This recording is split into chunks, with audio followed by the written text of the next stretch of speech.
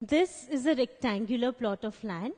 It is made up of 4 different plots of land. Plot 1, plot 2, plot 3, plot 4. So it is a combination of these 4 plots of land. What is the length of this plot? The length of this entire plot is y units plus m units. So length is y plus m. What is the breadth of this plot? The breadth is x units plus z units. So the breadth is x plus z. So the area of this plot becomes y plus m into x plus z. So this is the area of this plot. So the area of the entire plot is given by y plus m times x plus z. Y plus m multiplied with x plus z. Now let us consider this plot to be made up of 2 plots, the green plot and the blue plot. The green plot is a combination of plot 1 and plot 2, and the blue plot is a combination of plot 3 and plot 4. So let us first consider the green plot. So this is the green plot. What is the length of this plot? This big plot. The length of this plot is y units. So the length is y. What is the breadth? It is x plus z. So the breadth is x plus z. What is the area of this plot? Area of this plot is the area of plot 1 plus plot 2, because it is made up of a combination of plot 1 and plot 2. So the area is length into breadth, which is y into x plus z. So the area of this green plot is y into x plus z. Now let us consider this blue plot. Blue plot is a combination of plot 3 and plot 4. The length of this blue plot is m units. The breadth of this blue plot is x plus z. So x plus z units. So the area of this blue plot is the combination of the areas of plot 3 and plot 4, because this blue plot is a combination of plot 3 and plot 4. So its area will be the sum of the areas of plot 3 and plot 4. Now the area of this blue plot is length into breadth, which is m into x plus z. Now we see that this entire plot is made up of this part and this part. So the area of this entire plot should be the sum of the area of this part and the area of this part. So this should be equal to this plus this. So we have this is equal to y into x plus z, which is the area of the green plot, plus m into x plus z, which is the area of the blue part. Next, let us consider this plot to be made up of 4 different plots and consider each plot separately. So first, let us take plot 1. Now plot 1 has length y units and breadth x units. So area of plot 1 is y into x, which is yx. Let us take plot 2. Plot 2 has length y units and breadth z units. So the area of plot 2 is y into z. So area of plot 2 is y into z. Now let us take plot 3. So plot 3 has length m units and breadth x units. So area of plot 3 is m into x. For plot 4, we have length m units and breadth z units. So area of plot 4 is M into Z. Now what do we see? This entire plot is made up of plot 1 plus plot 2 plus plot 3 plus plot 4. So the area of this plot, which is this, is a combination of the areas of these 4 plots, or we can say the area of this plot is the sum of the areas of these 4 plots. So this area is equal to this plus this plus this plus this.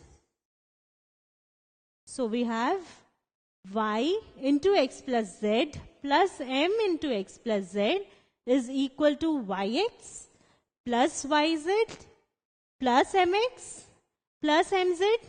That is what we have written here. So let us consider this part. So we have y plus m being multiplied with x plus z. So we are multiplying an expression y plus m with another expression x plus z. So this expression is being multiplied with this entire expression. So each term of this expression has to be multiplied with this expression. What are the terms of this expression? Y and m. So y has to be multiplied with this entire expression. Then m has to be multiplied with this entire expression.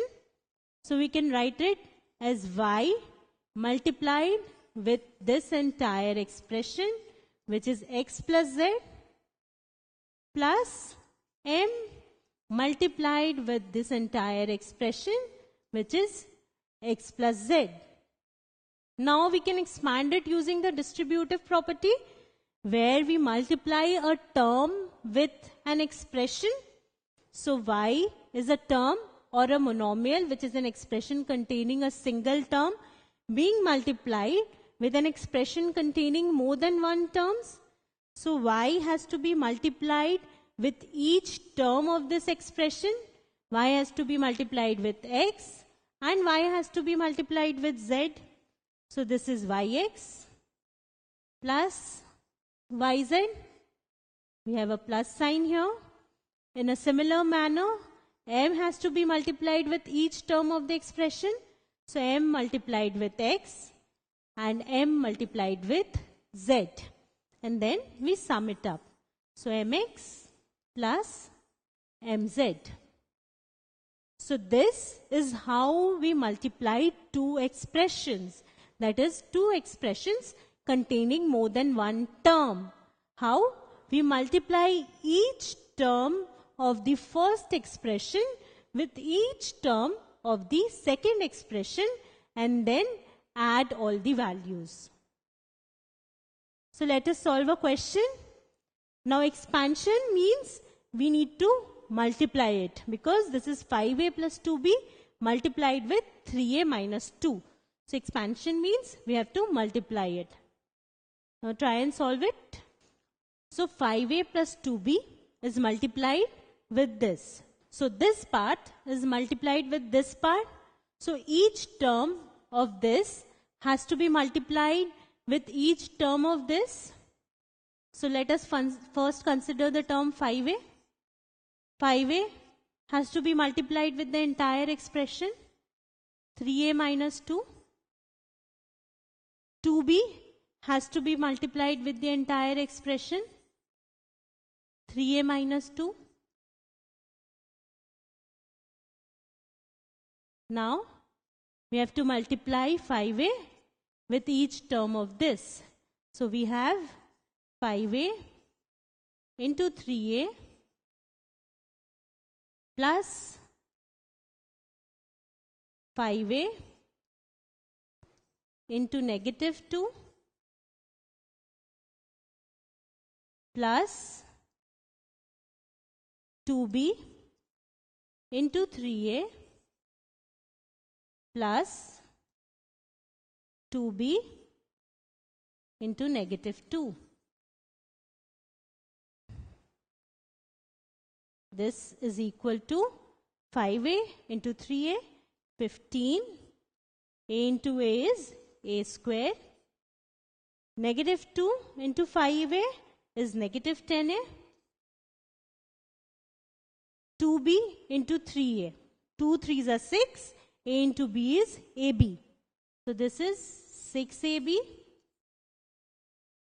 2b into negative 2 is negative 4b. So this is our answer. Now this was for expressions containing 2 terms. We can generalize it for expressions containing any number of terms.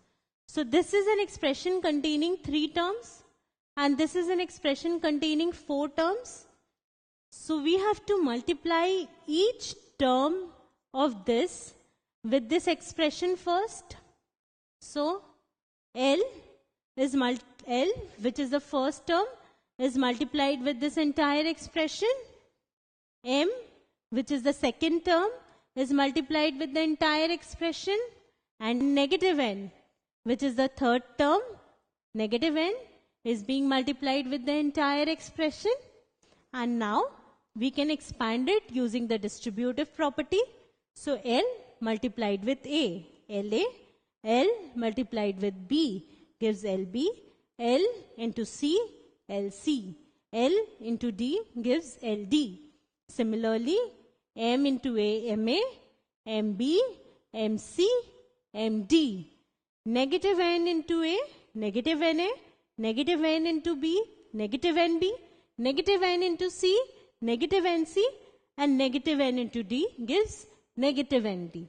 So, in this manner, we can multiply any number of expressions containing any number of terms. We have to multiply term by term. That is, each term of this expression has to be multiplied with each term of this expression and then added.